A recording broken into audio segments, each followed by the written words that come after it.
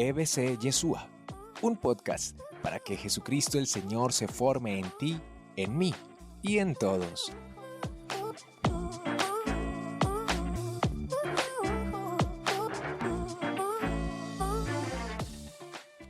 Yo siempre que pues empiezan gente en la vida espiritual les aconsejo que hagan su proyecto de vida. ¿Sí? El proyecto de vida personal, si son casados, de pareja, matrimonial, familiar, ¿no?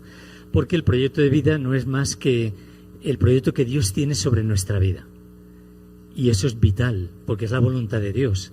Y la clave de la plenitud y la realización de nuestra vida depende de a ver si damos con el clavo, si acertamos, ¿no? O sea, y es dar con esa voluntad de Dios sobre mi vida y realizarla. Entonces, en la medida en que la voy realizando, es un gozo muy grande. Es como la parábola de los talentos. Dios me da unos talentos y ese es el proyecto de vida. Esos dones que me da, ¿no? Cuando yo lo entierro, entonces me entristece. Entonces ya no vivo la vida, ¿no? La vida no es para custodiarla y guardarla, sino lo que dice Jesús, la luz no es para ponerla debajo de la cama. Se va a quemar la cama, ¿no? Con la vela. Y te vas a quemar y acabas quemado y ya tirando la toalla y harto o harta de todo, ¿no? Sino que es para ponerla en el candelero, para que ilumine. Claro, a medida que ilumina se va consumiendo, pero mi vida tiene un sentido, ¿no? Es un propósito. Y los talentos lo mismo, yo empiezo a rendirlos y se van multiplicando. Entonces ese proyecto es dinámico, es un proyecto que va caminando, ¿no? El proyecto que Dios tiene sobre nuestra vida. Claro, uno que ha vivido la fe como una fe pues de ritos, ¿no? De ir a misa, de tener alguna oración y ya, en realidad eso hay que cambiar el chip. Porque el Papa, de hecho, el Papa dice en la Evangelii Gaudium, que es el primer documento que escribió cuando lo nombraron Papa, ¿no? Que marca las líneas de la Iglesia, toda la línea pastoral. Dice, necesitamos toda la Iglesia, una conversión pastoral. Y es pasar de una pastoral de actividades, de sacramentos, ¿no? De grupos, a una actividad de procesos. ¿Sí? Pero eso parece fácil, pero eso está por estrenar, ¿no? Gracias a Dios que el Espíritu Santo suscita en la Iglesia grupos, carismas, ¿no? Dinamismos. De hecho, antes del Vaticano II ya empezaron a surgir movimientos laicales muy fuertes, católicos, que justamente el Espíritu fue soplando y marcaron ya ese camino de proceso del discipulado, ¿sí? Que ahora, pues en Aparecida fue en el 2008, pero estamos hablando desde hace 40 años, o sea que ya hay movimientos laicales que están generando eso, ¿no? Y lo mismo, pues aquí Yeshua, ¿no? Entonces, yo también estoy en una comunidad y también es lo mismo, es ir formando procesos de discipulado, que es lo que ahora está pidiendo la Iglesia a todos. El problema es que en las parroquias, por ejemplo, la mayoría de sacerdotes no están formados para hacer procesos. Entonces es un lío tremendo. Yo estuve en noviembre, predicando a los sacerdotes de una diócesis, les prediqué el retiro. Y yo porque el obispo me pidió asesorarle para montar el plan pastoral de la diócesis. Entonces, digo, bueno, a ver cómo lo hacemos. Entonces yo empecé a darle las meditaciones y lo primero que uno capta es que es muy difícil. O sea, una persona que ya tiene una estructura, digo, madre mía, qué lío, ¿no? O sea, yo digo, tendremos que empezar por los laicos. Porque por los sacerdotes, no todos, algunos sí que pilla la onda, otros no tanto. Pero entonces digo, todos estamos en camino y hemos de aprender, ¿no? Porque uno está acostumbrado, pues eso, preparación de sacramentos, ya, así, ¿no? O voy aquí, allá. Y no tienen la intencionalidad apostólica que tiene Jesús. O sea, porque Jesús valora a cada ser humano y quiere que esa persona que tiene un talento escondido salga a la luz y lo desarrolle, porque así será feliz. De hecho, al final de la parábola de los talentos dice, bien siervo bueno y fiel, ¿no? Sierva buena y fiel, entra en el gozo de tu Señor. Has puesto a rendir tu vida y se multiplica, y es el gozo, la fecundidad, ¿no? La ley de por amor de Sion no descansaré hasta que rompa su justicia. La justicia es la voluntad de Dios, hasta que se realiza la voluntad de Dios en ella, ¿no? Y ese derecho, esa justicia, llamé como una antorcha. O sea, ya hay un fuego, ya que no hay quien lo apague, ¿no? Entonces, pero eso es un proyecto. El profeta dice, no voy a descansar, pero es que lo dice Dios. Eso es palabra de Dios.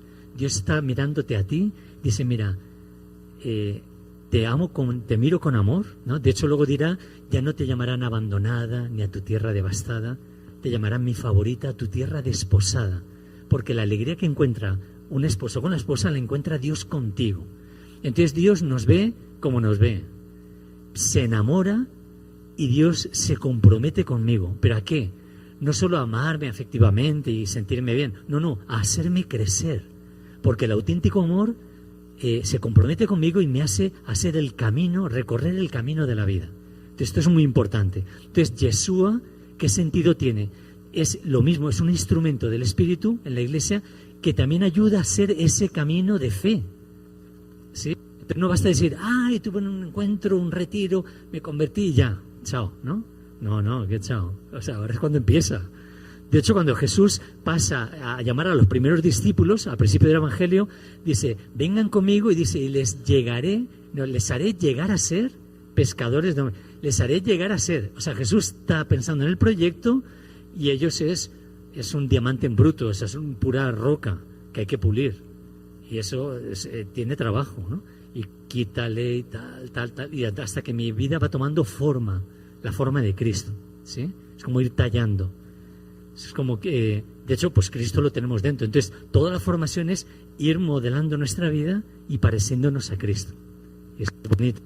Entonces, el proceso espiritual es un proceso de enamoramiento, de trato, un proceso de oración donde cada vez me voy acercando más a Jesús, hay una fe más profunda, voy dialogando y nos vamos haciendo uno. Hubo ya hace muchos años, me acuerdo, muy simpático, eso fue una encuesta que hicieron, un estudio en Estados Unidos sobre parejas, ¿no? Sobre matrimonios, y entonces iban viendo cómo parejas que empezaban de novios, pues todo el proceso, y ya llevaban muchos años de casados, y al final ya se parecían. O sea, en todo, o sea, cómo se van haciendo uno al otro, ¿no? Yo eso lo he notado también con las mascotas, que uno al final se parece, ¿no? Pero bueno, no entremos en ese tema. Entonces, o sea, dicen los santos que uno se asemeja a lo que ama, ¿no? O sea, el amor hace semejantes. De hecho, el amor es la fragua, es el instrumento de transformación, ¿no? Dicen todos los, eso no digo yo, lo dicen todos los santos, ¿no? Entonces, el proceso que propone Yeshua, de hecho aquí pone varios números, pero en realidad es estos 4 pasos que se puede subdividir en más, ¿no? Esto es una síntesis de Aparecida, ¿no? Muy, muy sintética. Pero en realidad lo primero es un encuentro con Cristo.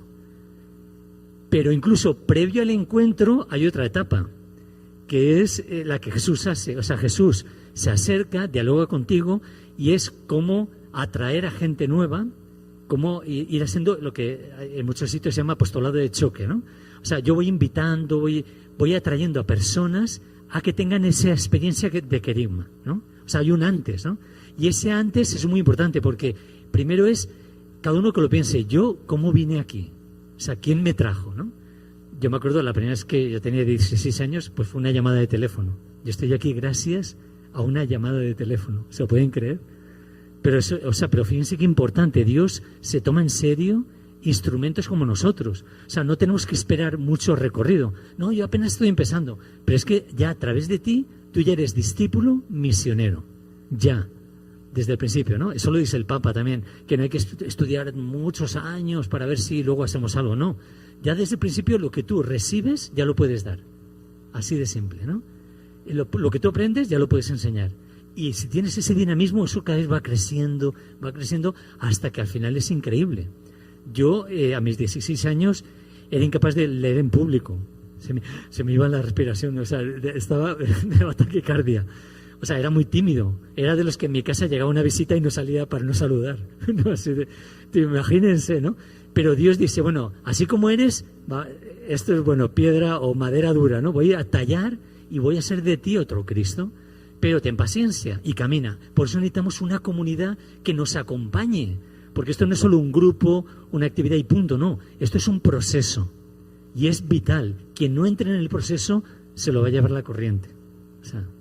O sea, sí, porque no terminas de gestarte y el feto que no se termina de gestar muere. O sea, no llegan a ser. Entonces es muy importante aceptar que el Espíritu nos quiere formar, nos quiere ir conformando con Cristo, ¿no? Entonces llegamos al querigma, que es esa experiencia de predicación, de encuentro en un retiro, en unas charlas, etcétera, donde me encuentro con Cristo, en este carisma concreto, aquí en Yeshua, ¿no? Ponemos el ejemplo aquí, estamos aquí en Yeshua. Entonces, claro, es un impacto y me encuentro con Él.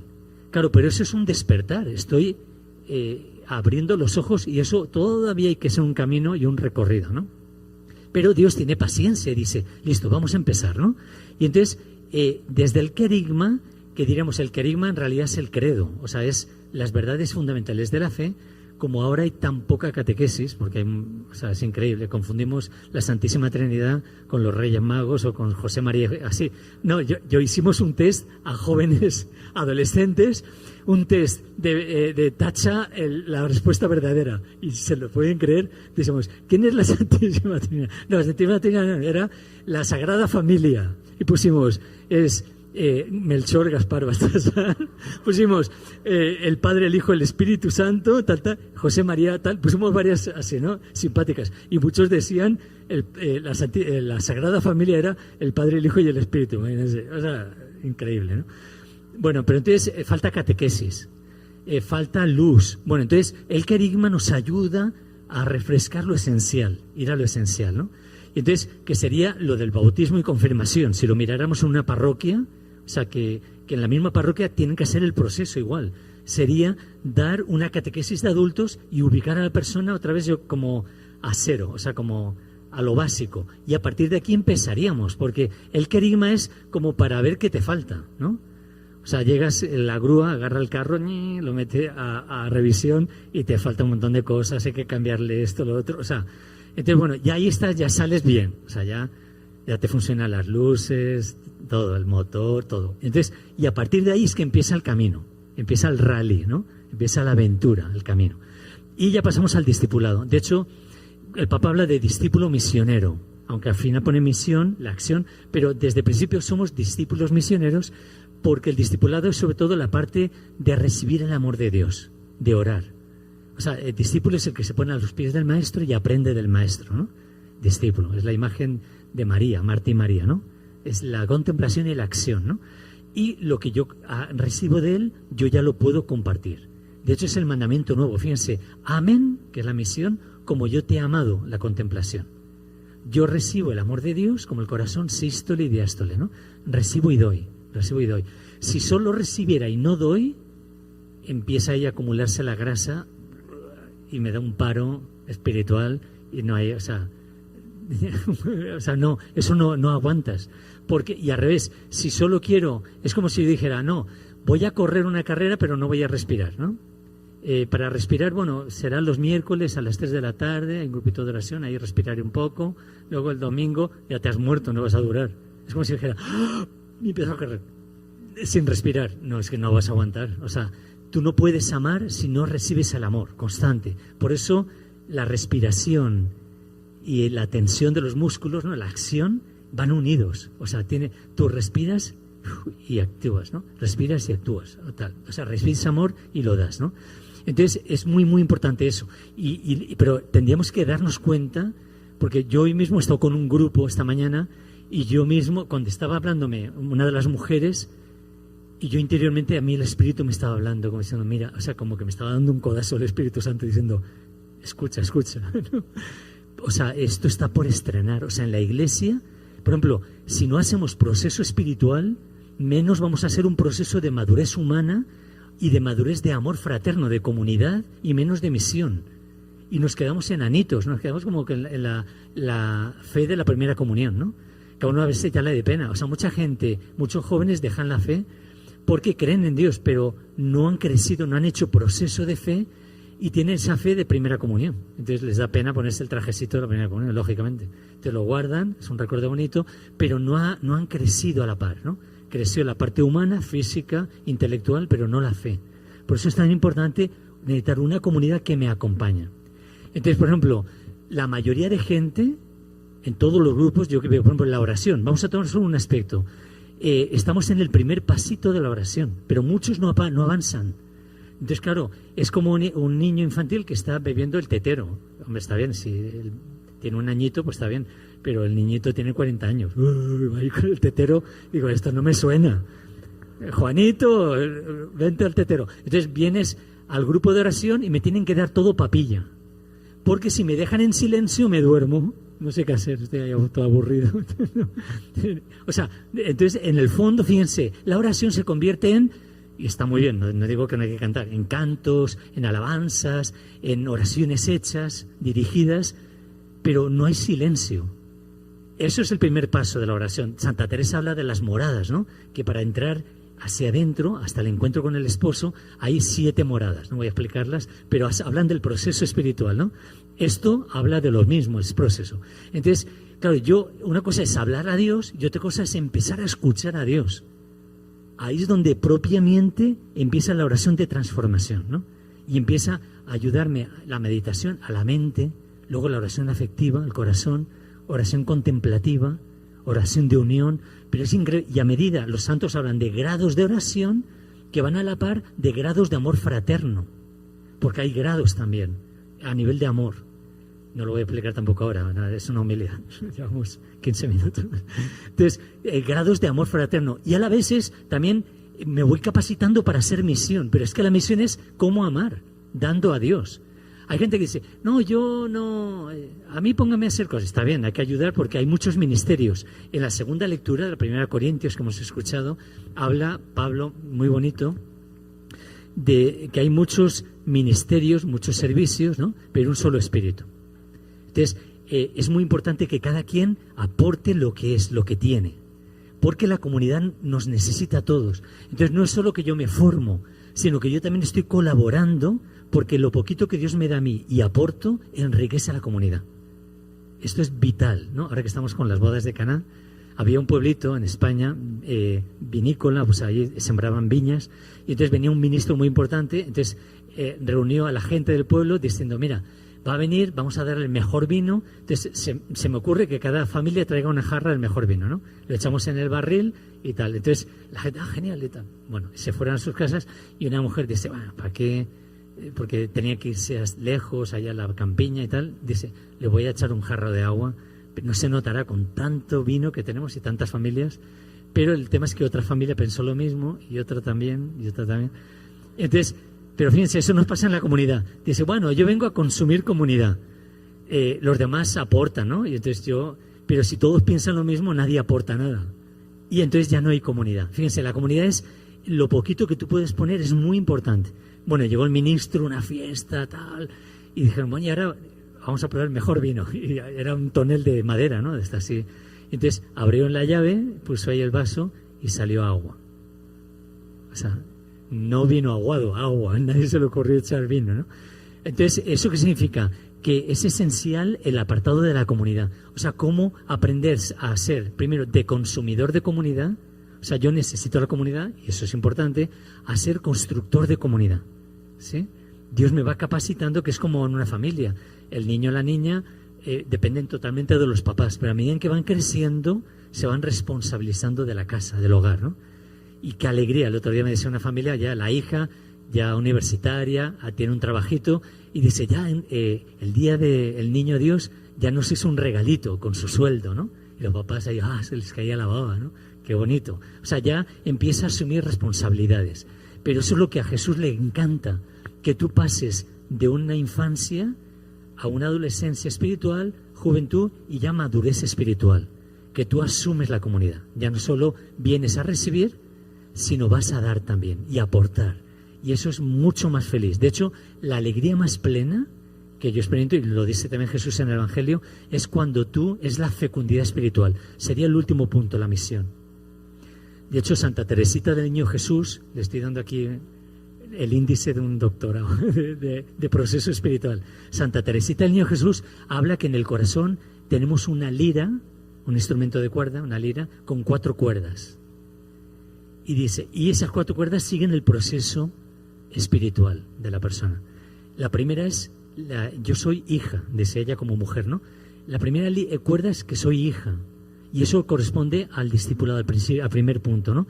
Es decir, la hija es la que recibe el amor, ¿no? Y se alimenta del papá, de la mamá, y Dios me da todo ese amor. Primero hija. Luego paso a la segunda cuerda, soy hermana.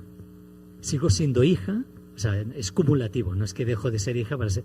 No, sigo recibiendo el amor, pero ya soy hermana, aprendo a ser hermana, ¿no? Comunidad. Pero no solo hermana, soy esposa de Cristo, ¿no?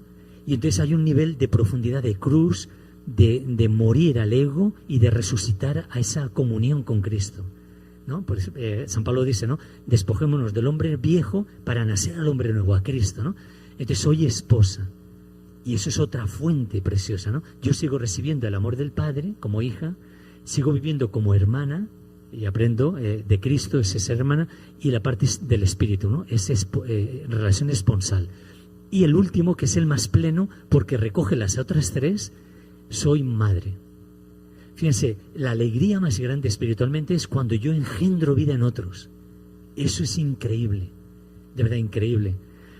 Porque es el gozo, de eso dice Juan Bautista, dice, mi gozo ha llegado a su plenitud cuando escucho al novio con la novia. El novio es Cristo, la novia es la iglesia, ¿no? Cuando yo atraigo a las personas y las uno a Cristo.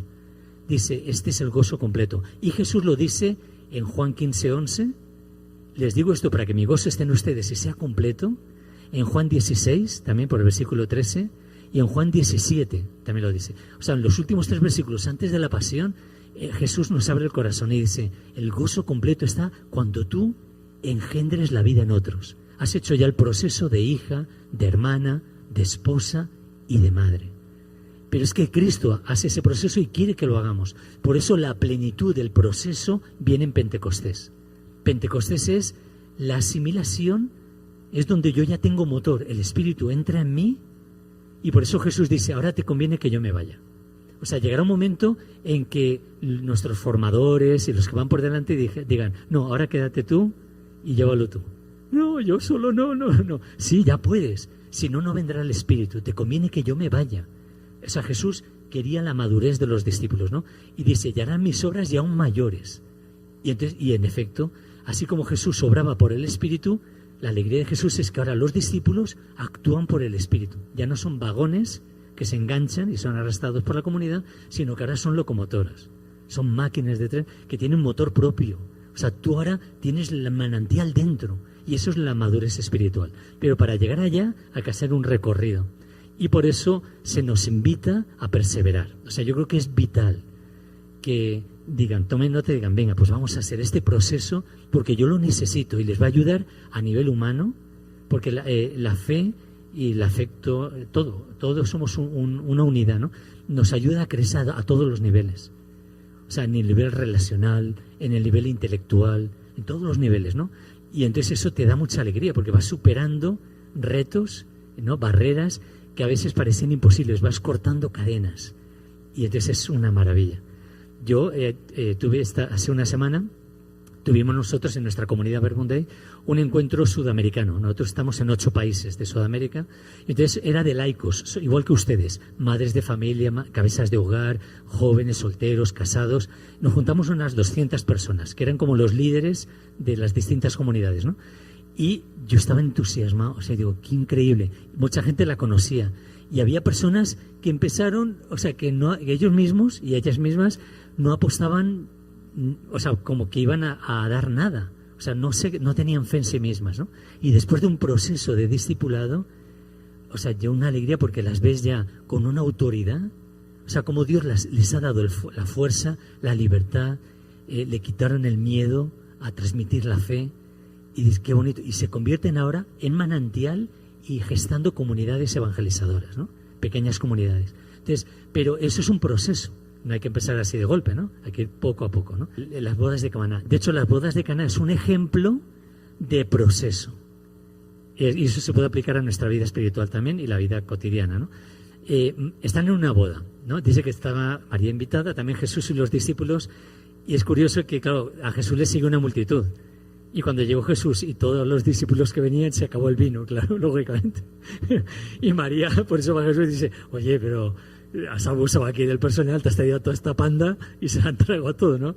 Y a Pedro me imagino con la necesita roja, todo así, ¿no? El Santiago ahí bailando encima de la mesa y tal, bueno. Y dice, mujer, ¿y qué? ¿A ti qué? Estamos aquí disfrutando de la fiesta. Y María dice, ¿cómo que no ha llegado tu hora? Fíjense, primer mensaje, tu hora empieza cuando los demás te necesitan. O sea, interesante. Yo no digo ahora, no, ahora estoy preparado, ahora no. La hora, tu hora de lanzarte y empezar este camino o continuarlo, ¿no? Dar el siguiente paso, lo marca la necesidad de los demás.